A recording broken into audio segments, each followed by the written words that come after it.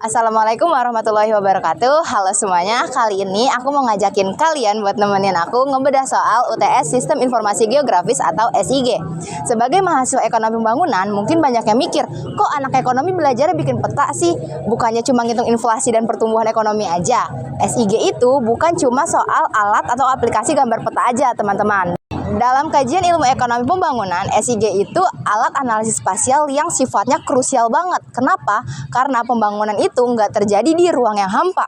Pertumbuhan ekonomi, kemiskinan, infrastruktur, itu tuh semuanya ada lokasi dan dimensi spasialnya. Nah, dengan SIG kita sebagai calon ekonom itu tuh bisa melihat adanya ketimpangan antar wilayah hingga memitigasi risiko bencana. Karena bencana seperti banjir itu tuh nantinya bisa menghancurkan aset produktif masyarakat, memicu kemiskinan baru, bahkan hingga membebani APBD. Nah, maka dari itu perencanaan bersifat spasial sangat penting untuk dilakukan. Nah, jadi sebenarnya SIG itu apa sih? Sistem Informasi Geografis atau SIG adalah sistem berbasis komputer yang digunakan untuk mengumpulkan, mengelola, menganalisis, dan menampilkan data yang memiliki informasi geografis atau lokasi. Dengan SIG, kita dapat melihat hubungan antar wilayah dan memahami suatu fenomena secara spasial atau berdasarkan lokasi. SIG ini sangat bermanfaat untuk membantu pemerintah maupun peneliti dalam proses perencanaan pembangunan wilayah, mitigasi bencana, pengelolaan tata ruang, hingga melihat ketimpangan antar daerah. Contohnya seperti analisis daerah rawan banjir. Nah, pada kesempatan kali ini, analisis SIG digunakan untuk melihat tingkat kerawanan banjir berdasarkan jarak wilayah permukiman terhadap sungai di Kota Serang. Baik, kita lanjut untuk menjawab soal nomor 2, 3, 4, dan 5. Untuk soal nomor 2 sendiri, sebutkan 3 analisis dasar yang ada dalam SIG. Di sini saya tulis overlay analysis, buffer analysis, dan special query. Nah, yang pertama ada overlay analysis. Intinya itu adalah teknik untuk menggabungkan atau melapisi beberapa layer peta menjadi satu. Jadi bayangin kalau kita punya beberapa peta yang berbeda gitu, kayak misalnya peta jalan, peta sungai, dan peta wilayah. Nah, dengan overlay kita ini bisa ngegabungin semua layer itu sekaligus untuk mendapatkan informasi yang jauh lebih lengkap. Nah, di dalam overlay sendiri itu ada beberapa tools. Di sini saya hanya masukin 3. Ada clip, intersect, dan dissolve. Kita bahas satu persatu ya. Nah, tools yang pertama dalam overlay itu ada clip. Nah, clip itu fungsinya seperti menggunting data gitu. Jadi kalau misalnya kita punya data yang luas banget, kayak contohnya data seluruh Provinsi Banten, tapi kita tuh cuma butuh data Kota Serangnya aja. Nah, kita nih bisa pakai clip untuk motong sesuai batas wilayah Kota Serang. Tujuannya supaya data yang kita gunakan itu lebih fokus dan tidak terlalu berat. Jadi clip ini berguna banget untuk membatasi area yang mau kita teliti. Nah, di sini contohnya nih kita mau ngelihat sungai yang cuma ada di wilayah Cipocok Jaya aja. Jadi nggak fokusnya tuh nggak di sungai di seluruh Kota Serang begitu. Nah, tools yang kedua itu ada intersect. Jadi kalau clip itu kan gunanya untuk memotong, intersect itu untuk mencari bagian yang saling tumpang tindih antara 2 layer atau lebih. Misalnya kita punya layer permukiman dan layer zona banjir. Nah, dengan intersect kita tuh bisa tahu mana aja permukiman yang terletak di dalam zona banjir tersebut. Jadi hanya bagian yang beririsan atau bagian yang overlap aja gitu yang akan diambil. Nah, ini tuh sangat berguna untuk menganalisis risiko bencana seperti yang akan kita lakukan di tugas UTS ini. Lanjut yang ketiga. Nah, ada dissolve. Itu fungsinya sama untuk ngegabungin objek-objek yang memiliki atribut yang sama untuk menjadi satu objek gitu. Contohnya kalau kita punya data batas kelurahan yang banyak banget, tapi kita mau tampilin data per kecamatannya aja. Kita bisa di-solve tuh berdasarkan atribut dari kecamatan. Hasilnya semua kelurahan yang ada di satu kecamatan akan digabung menjadi satu poligon. Nah, ini tuh membuat data kita jadi lebih sederhana dan lebih mudah untuk dibaca. Nah, analisis yang kedua itu ada buffer analis. Buffer itu pada dasarnya adalah membuat zona atau area dengan jarak tertentu di sekitar atau suatu objek spasial. Objek itu tuh bisa berupa titik, garis, maupun poligon. Nah, misalnya kita membuat buffer 100 meter di sekitar sungai untuk mengetahui area mana saja yang berada sangat dekat dengan sungai dan beresiko banjir. Nah, sama seperti tugas kali ini, buffer inilah yang menjadi dasar untuk menentukan kelas kerawanan banjir berdasarkan jarak dari sungai. Semakin dekat dengan sungai berarti semakin tinggi risikonya. Nah, analisis yang ketiga yaitu ada special query digunakan untuk mencari atau memilih data spasial berdasarkan kondisi atau kriteria tertentu. Jadi kalau misalnya kita mau tahu nih, mana saja sih permukiman yang berjarak kurang dari 100 meter dari sungai. Nah, kita bisa filter data secara spasial berdasarkan lokasi, jarak, atau hubungan antar objek. Ini tuh sangat berguna untuk pengambilan keputusan yang berbasis peta. Nah, jadi kesimpulannya dari soal nomor 2, kita kan sudah mempelajari 3 analisis SIG. Yang pertama, overlay, fungsinya untuk menggabungkan beberapa layer peta. Yang kedua ada buffer, untuk membuat zona atau radius di sekitar objek. Dan yang ketiga ada special query yang berguna untuk mencari atau memilih lokasi berdasarkan kondisi tertentu. Nah, ketiga analisis ini saling melengkapi dan menjadi dasar dari analisis spasial yang akan kita lakukan di bagian selanjutnya, yaitu peta kerawanan banjir. Nah, ini masuk ke soal nomor 3, kita disuruh buat layout peta kerawanan banjir. Di sini udah ada klasifikasinya ya, kurang dari 0,1 km itu sangat bahaya, 0,1 sampai 0,4 km bahaya, dan seterusnya. Oh ya, di sini saya ngambil Kota Serang. Kebetulan Kota Serang itu punya 6 kecamatan, jadi saya akan fokus di tiap-tiap kecamatannya. Nah, yang pertama ini ada Kecamatan Cipocok Jaya. Peta ini dibuat dengan skala 1:100.000 dan bersumber dari peta RBI. Dan kita bisa lihat dari layout peta ini, sebagian besar wilayah Cipocok Jaya itu tuh masuk ke kelas yang warna kuning yang yang berarti kelas bahaya, yang jaraknya itu 0,1 sampai 0,4 km dari sungai.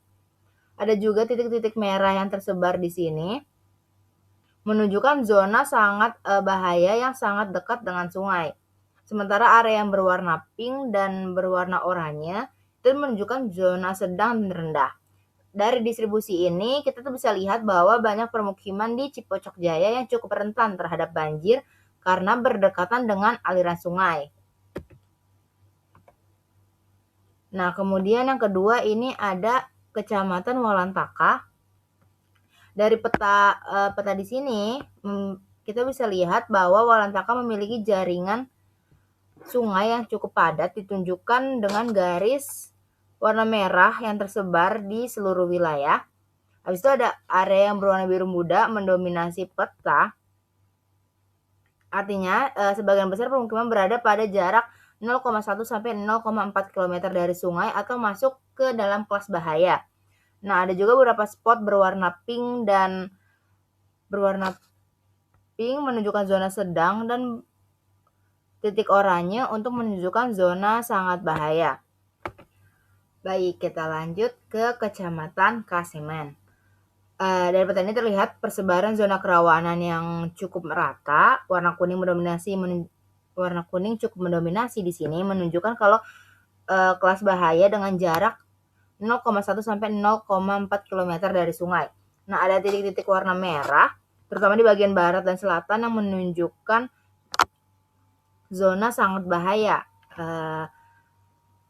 Ada yang menarik dari Kecamatan Kasemen ini, yaitu area berwarna ungu atau pink yang cukup besar di bagian tengah, yang bisa jadi menunjukkan area dengan kerawanan yang sedang gitu. Secara umum, Kasemen ini memiliki sungai yang cukup banyak dan bercabang, sehingga permukiman tersebar di berbagai kelas kerawanan. Selanjutnya ada Kecamatan Tak-Takan. Bisa terlihat di peta ini adalah yang mendominasi berwarna oranye dan warna merah. Menunjukkan itu ada zona bahaya dan zona sangat bahaya yang cukup luas. Sungai-sungai di Tak-Takan juga cukup banyak, terutama di bagian tengah dan selatan dengan garis warna biru yang menyebar. Nah, menariknya sebagian di wilayah selatan itu tuh lebih putih atau kosong, yang artinya masuk ke kelas sangat rendah atau jauh dari sungai. Jadi ada perbedaan yang cukup signifikan antara bagian utara yang rawan dan bagian selatan yang mungkin jauh lebih aman begitu. Nah, ini ada Kecamatan Serang. Bisa dilihat ya, ini langsung mencolok dari peta ini, itu tuh didominasi sama warna kuning yang menunjukkan kelas bahaya dengan jarak 0,1 sampai 0,4 km dari sungai. Nah, garis-garis merah yang tersebar itu nunjukin letak sungai yang padat, dan area merah itu sangat bahaya terlihat di sepanjang aliran sungai. Ada satu area hijau di tengah-tengah. Ini ada area hijau yang tengah-tengah. Itu adalah area dengan jarak 0,4 sampai 0,8 km atau masuk ke dalam kelas sedang.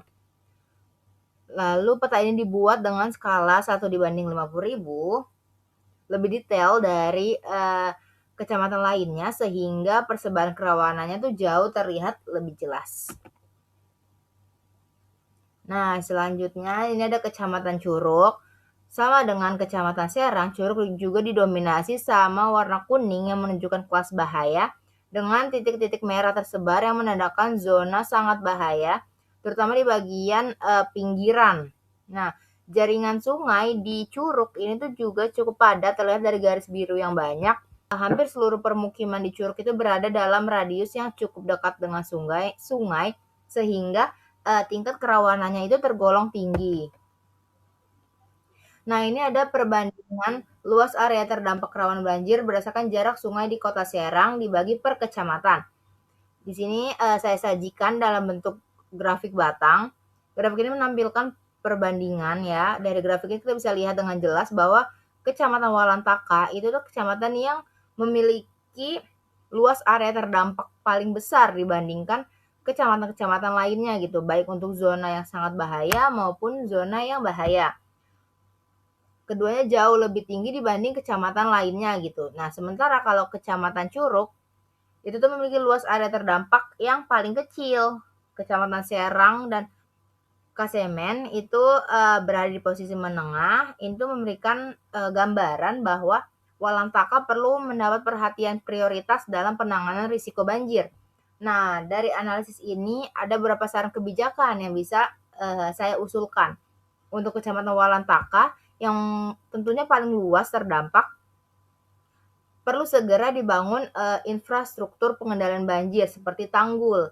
Dan untuk semua kecamatan, mungkin pemerintah bisa membatasi pembangunan permukiman di zona yang sangat bahaya, yaitu yang berjarak kurang dari 100 meter dari sungai.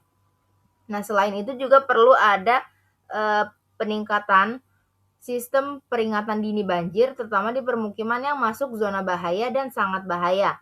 Dan yang tidak kalah penting, masyarakat di sekitar sungai juga perlu diedukasi tentang risiko banjir dan diarahkan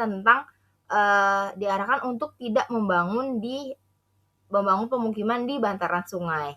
Nah, teman-teman, dari analisis 6 kecamatan di Kota Serang tadi, kita bisa tahu kan kalau data spasial itu berharga banget.